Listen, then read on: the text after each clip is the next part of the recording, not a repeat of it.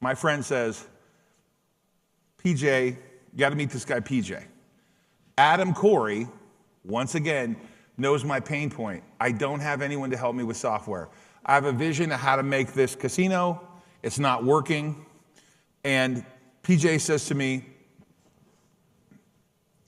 comes meet me for breakfast or lunch, and he opens up his computer, and I'm not paying attention to it much. He's like, paying attention to what are we doing, like a solar deal? So there was two. So we met for breakfast with Adam, with my brother. Right. And you were doing a lot of energy stuff, so you guys had a conversation. Oh, so, yeah, I do a lot of energy for Bitcoin, right? And then we talked, and then you had us come to the track at the end of CES. To go in the two-seater. To go in the two-seater. And this was at the end of CES, pulling, all-nighters to get through the conference.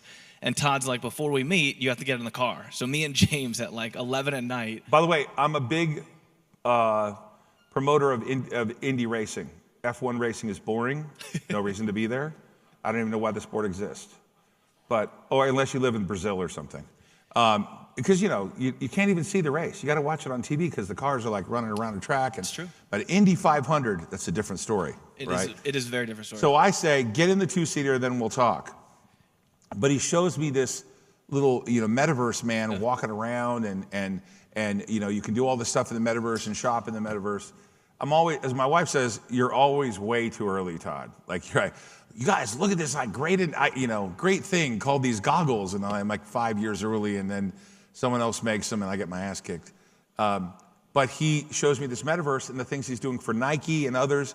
And I'm immediately transfixed that Adam introduced me to this guy, and there's a path to go down this path, right?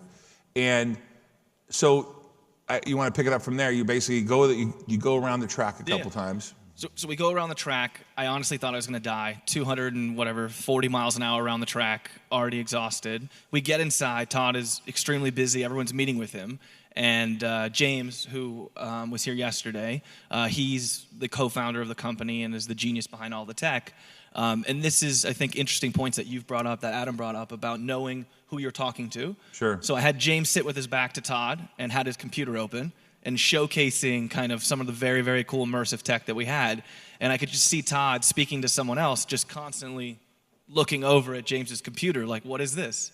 And Todd then comes over to us, we have a conversation, and we dove deep, and I think we were there till about 2 a.m. Yep. And when we left, we shook hands. That's it. And we've been partners ever since. And I said to James, his I guess your boss, I said, James, shake my hand right now. Agree to make this for me, and I will be your lawyer partner. And since then, we have built Ask Our. Oh, by the way, that's a whole. There's more to another story to that. Yeah. We're going to display bitnow.com and go live with it in Spain at the Mobile World Congress. And on the way over to Spain, they're talking about the tech they've been making for AI since 2018. And I'm all fascinated with AI. And I'm like, what are you guys doing it for? Well, we got Allstate and Kelly benefits and these other things. And we automate the process like you're talking to your human. And I want to help small business. So I said to him, well, I want to make that available to my business customers. Oh, no, we got a different deal. But the point I'm making is that through that relationship of just shaking his hand and saying yes, and I'm going to get on this part about saying yes. I weave like Mr. Trump, not as smart as him, but I'm weaving this in to explain to you, I just said yes and he said yes. Because it came from Adam, someone I trusted. PJ went out of his way to demonstrate to me that there was value here. And from that has really developed what we have today, which is Ask ROI, right? And a product growing, this is the part that's crazy. Ask ROI is growing at like 5 to 10% a day, and we virtually do no advertising. I'm constantly in this state of, why would my life have been easier if I would have paid attention to these things now, right? So turning 55 years old, I'm like, how can I make all this available to my business customer? And PJ really got me on this. I never really thought about this until later. He said, I want you to figure out all the vendors you have. Okay, and I want you to call them all. Call them on the phone? You're like, yeah, call them. Go call Google. See how quickly you get a response. Call YouTube. I know you got some problems there. Call Facebook. He said to me, build Ask ROI and let people know that AI is coming for them, but be the person that helps them implement AI. And I promise you, nobody's doing it. And I realized, okay, let me check it out. I want you to try your damnedest to call OpenAI, the person that created ChatGPT. Just try to call them. Go on their website. Look all around for a phone number. Look everywhere you can. It doesn't exist. And from that created the service organization we have today, and this philosophy that we want to help you bring your business online with AI and AI products. And you and I both know that James is a little eccentric, right? I mean, he's a pretty eccentric guy, and most people can't really. You think the average person can deal with James? I wouldn't say no. Right. Like he probably has like a 190 IQ. Yeah. And he'll remind you that he has one too, right?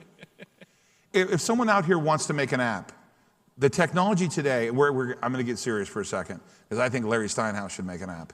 I think he should have a whole training course and everything like that, and that software's out there.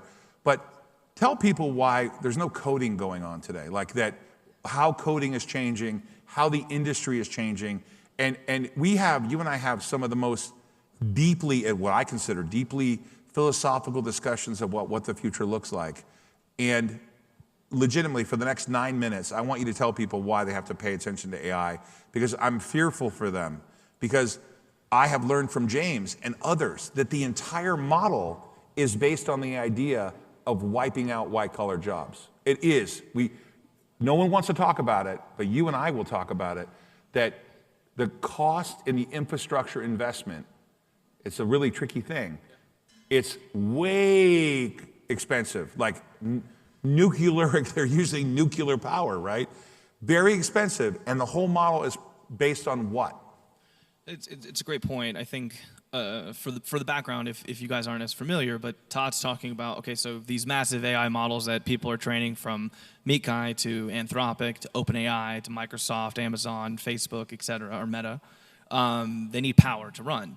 And one of the places where they need power is specifically data centers. Todd knows a lot about that specific type of business.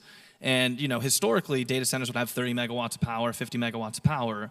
The type of deals now to power these types of AI data centers are astronomical. I mean, we're talking 500 plus megawatts, and the next generation is going to be in the gigawatts. That is an insane amount of power to power servers and next generation compute from NVIDIA, from ARM, from other chip makers. Now, to Todd's point, as it relates to what does that future hold, you have specifically for the white collar worker. Exactly, for the white collar workers. Let's look at, let's say, lawyers, right?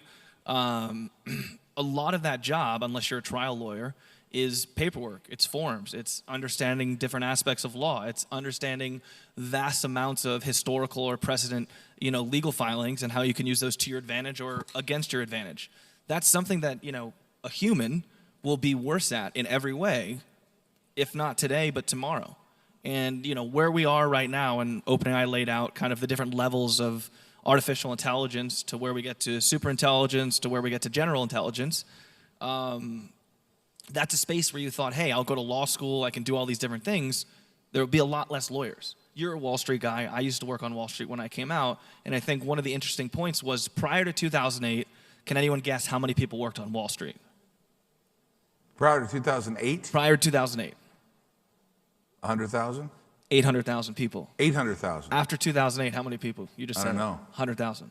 Wow. So if you talk about a massive, consolidation in the space. Well, I know that's happened on the floor of the exchange, right? Exactly. AI has made it so the floor used to have 7,000 people. I go there now, there might even be 400 people. I don't even know that. High frequency trading, if you see the consolidation, right? New York Stock Exchange is owned by a British company. These types of jobs that people thought, would be historically safe, they're not. And I think, to your point about coding, right? If you asked me 5 years ago what would be the most important skill, it would be learning computer science. It would be understanding how do you code, how do you, add value as an engineer. That's changing. Yeah, I write code now, by the way, just so you know. I can barely write my name. Let's play it. Hey everyone, I'm AI Todd Ault's AI avatar. Before Todd jumps in to talk about our new human-centric AI software called Ask ROI, I just want to say how pumped I am for this year's conference. Todd, go ahead and share the details about AskROI.com and let everyone know how to sign up for a free account at our booth. The worst it's ever going to be, I don't even do those videos anymore. and that's kind of the worst one, right? Yeah, everything's changing. And I literally have all these things where I've done different avatars and different suits and stuff, and my media team basically comes up and says, Great media team. yeah, don't worry, we got your, we got your video done, we got this done, we did your audio, all this. The production value is way higher. You guys can kind of tell that was my fake avatar, right? I mean, you knew that was fake, right? But the problem is that not really, right? Yeah. Starting to get to where, if that's Bill Walsh coined this phrase. Bill Walsh, like, he speaks inversely sometimes, but I think it's very logical. He's like, this is the worst it's ever going to be.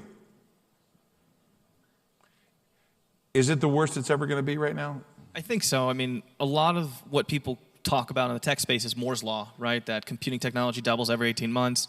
AI follows a different trajectory. I mean, the growth rate and like where tech was from last year. The easiest example you can give, if you talk about your avatar here, and if you show what like artificial intelligence or AI videos look like a year ago, it's completely different. It was Will Smith eating pasta, and you could clearly tell it was fake. Sure. Today, there's a video of Will Smith eating pasta. You don't know that it's fake. It's changing so rapidly. And if you're not understanding how these tools work and how you can use them to your advantage, you'll get left behind.